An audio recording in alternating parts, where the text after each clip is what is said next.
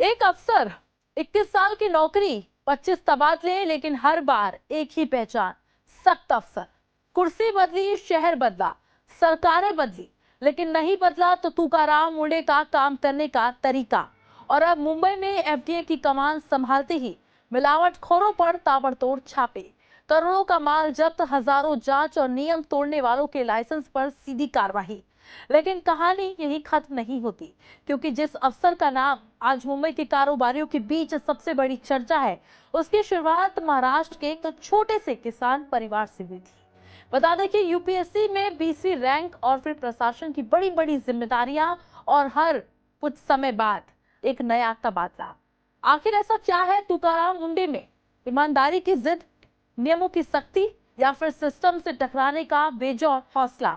आज की कहानी उसी अफसर की जिसे लोग कहते हैं ब्यूरोक्रेसी का सिंह। महाराष्ट्र के बीड़ जिले के किसान परिवार में जन्मे तुकाराम हरिभाऊ का बचपन कतई आसान नहीं था। परिवार की आर्थिक स्थिति बेहद साधारण थी। पढ़ाई के साथ उन्होंने खेतों में पिता का हाथ बटाया और साप्ताहिक बाजारों में सब्जियां तक बेची। इन तमाम मुश्किल हालात के बावजूद उन्होंने पढ़ाई से नाता नहीं तोड़ा और यूपीएससी सिविल सेवा परीक्षा में ऑल इंडिया 20वीं रैंक हासिल कर डाली। इसके बाद साल 2005 बैच के महाराष्ट्र केंद्र के आईएएस अधिकारी बने। 21 साल का करियर और 25 तबादले। आईएएस बनने के बाद तुकाराम मुंडे ने महाराष्ट्र के कई जिलों और शहरों में अहम जिम्मेदारियां संभाली। बता दें कि नांदेड़, वाशिम, जालना, सोलापुर, नवी मुंबई, नासिक, नागपुर और पुणे, हर जगह उनकी पोस्टिंग रही। जिला कलेक्टर से लेकर नगर आयुक्त और स्वास्थ्य विभाग के बड़े पदों तक उन्होंने अपनी कार्यक्षमता का लोहा मनवाया। करीब 2 दशक के प्रशासनिक सफर में उनके 25 तबादले हो चुके हैं, लेकिन बार बार कुर्सी बदलने के बावजूद उनकी सख्त कार्यशैली में कभी कोई बदलाव नहीं आया। सोलापुर के कलेक्टर रहते हुए तुकाराम मुंडे ने पेयजल संकट से जूझ रहे गांव में विशेष फोकस किया। कई लोगों को टैंकर के पानी पर निर्भरता से हमेशा के लिए आजाद कराने की ठोस कोशिश की। इसी ऐतिहासिक काम के बाद उन्हें वाटरमैन के तौर पर भी नई पहचान मिली।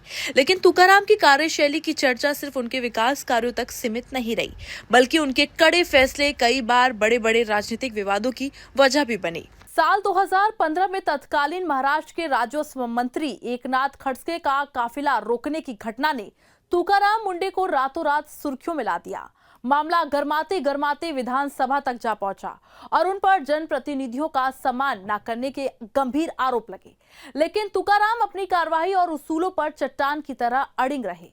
यही बेखौफ रवैया आगे चलकर उनकी सबसे बड़ी पहचान बन गया। साल 2016 में नवी मुंबई नगर निगम के कमिश्नर रहते हुए उन्होंने अवैध निर्माण और अवैध होर्डिंग्स के खिलाफ महाअभियान छेड़ दिया। इस कार्रवाई का असर इतना जबरदस्त था कि उनके खिलाफ एनसीपी, कांग्रेस और शिवसेना के तमाम नेता एकजुट हो गए। अविश्वास प्रस्ताव तक लाने की कोशिश की गई। उस वक्त तत्कालीन मुख्यमंत्री देवेंद्र फडणवीस ने खुलकर तुकाराम का समर्थन किया था और 2 टूक कहा था कि गड़बड़ियों को सामने लाने वाले अधिकारी को सजा नहीं मिलनी चाहिए। साल 2022 में स्वास्थ्य आयुक्त की कमान संभालने के दौरान भी तुकाराम के तेवर बिल्कुल सख्त रहे। उन्होंने ताबड़तोड़ अस्पतालों के दौरे किए, कर्मचारियों की बायोमेट्रिक अटेंडेंस अनिवार्य की और डॉक्टरों की प्राइवेट प्रैक्टिस पर नकेल कसी। हालांकि ये प्रैक्टिस भी ज्यादा लंबी नहीं चली और एक बार फिर उनका ट्रांसफर हो गया। यही वजह है कि उनके करियर में तबादलों का सिलसिला कभी थमता नहीं दिखा। 25 मई 2026 को तुकाराम ने महाराष्ट्र के फूड एंड ड्रग एडमिनिस्ट्रेशन यानी एफडीए के कमिश्नर का पदभार संभाला और कुर्सी संभालते ही महज 3 दिन बाद यानी 28 मई को उन्होंने मिलावटखोरों के खिलाफ पूरे राज्य में आर पार की लड़ाई का ऐलान कर दिया। इसके बाद एफडीए का एक्शन मोड ऑन हो गया। मुंबई के बड़े बड़े होटल, रेस्टोरेंट से लेकर महाराष्ट्र के कोने कोने तक खाद्य कारोबारियों की कुंडली खंगाली जाने लगी। रिपोर्ट बताती है कि महज 2 महीने के भीतर एफडीए ने महाराष्ट्र में 1100 से ज्यादा ताबड़तोड़ जांच और छापे मारे।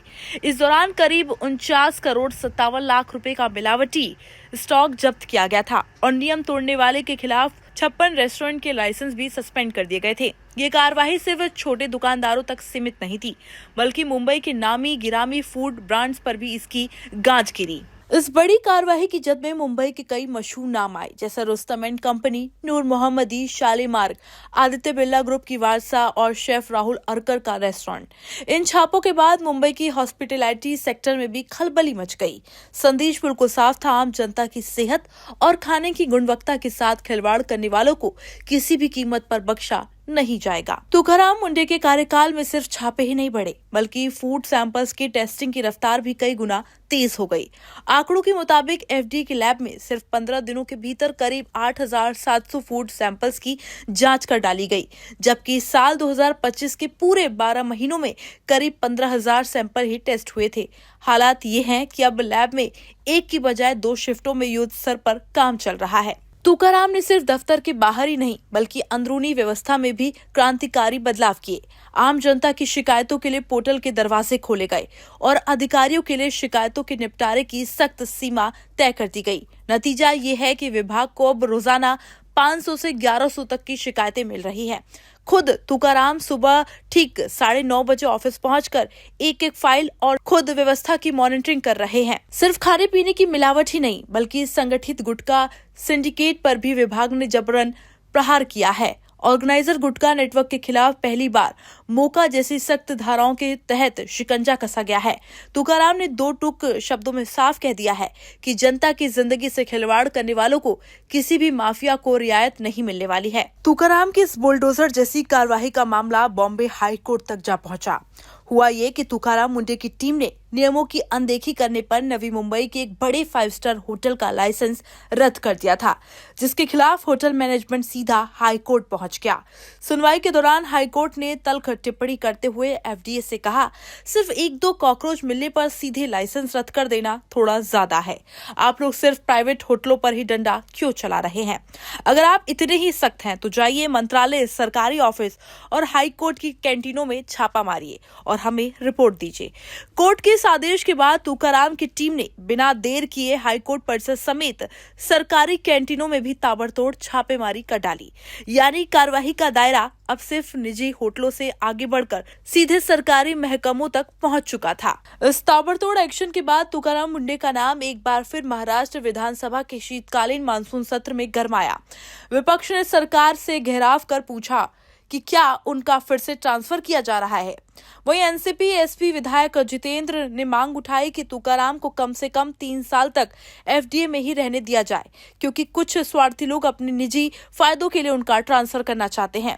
सदन में उन्हें कथित तौर पर जान से मारने की धमकियां मिलने का भी मुद्दा जोरों शोरों से उठा, जिस पर बीजेपी विधायक सुधीर ने भी उनका पुरजोर समर्थन किया।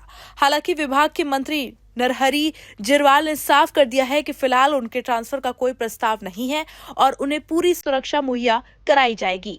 वक्त बदला, सरकारें बदली, चेहरे बदले, लेकिन फाइलें पलटने और नियमों पर टिके रहने का उनका अंदाज कभी नहीं बदला।